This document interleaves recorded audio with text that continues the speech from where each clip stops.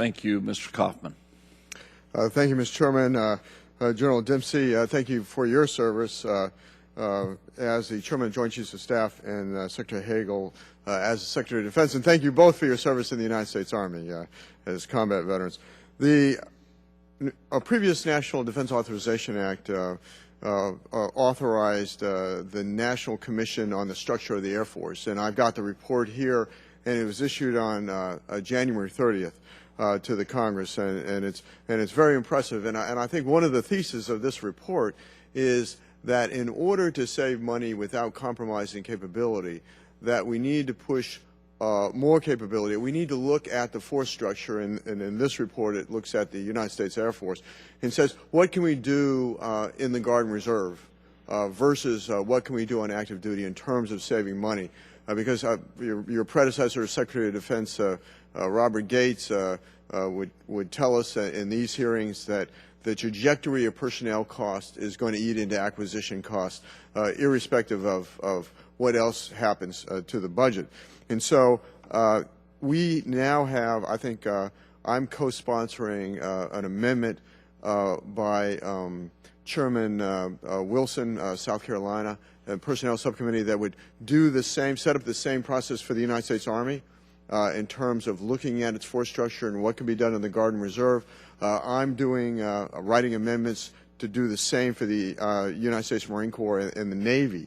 And so I'm wondering where you see this going, because I really think that this is, having served in both the Army and the Marine Corps and in both their reserve components, I mean, I really think that they're that we can rely on the Guard and Reserve more than we do, albeit I think we have to, we don't want to go back as they transition from an operational reserve to a strategic reserve.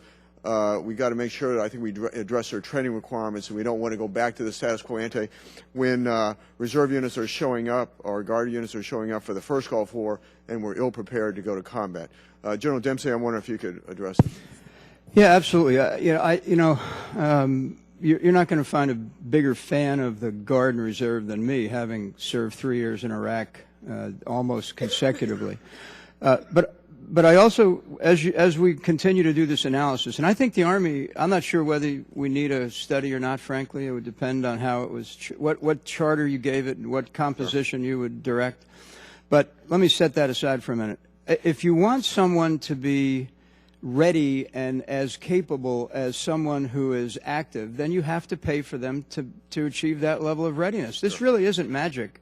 Sure. So if you want a Guard that is ready tonight, it's going to cost you the same, precisely the same, as it'll cost you to have an active duty. The issue for us is, again, that word keeps coming back, balance. And we are eager to have that conversation. We're not trying to direct it in any one particular direction.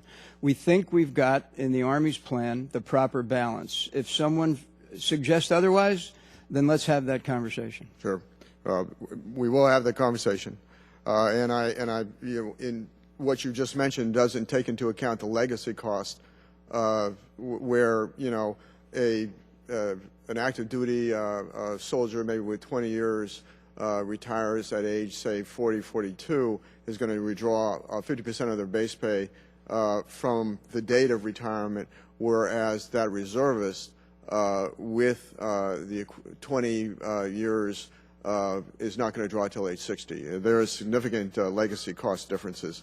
Mr. Secretary, do you have any comments on this? I think the Chairman laid it out pretty clearly, and I would just add one thing he said. We're not trying to push anybody aside here.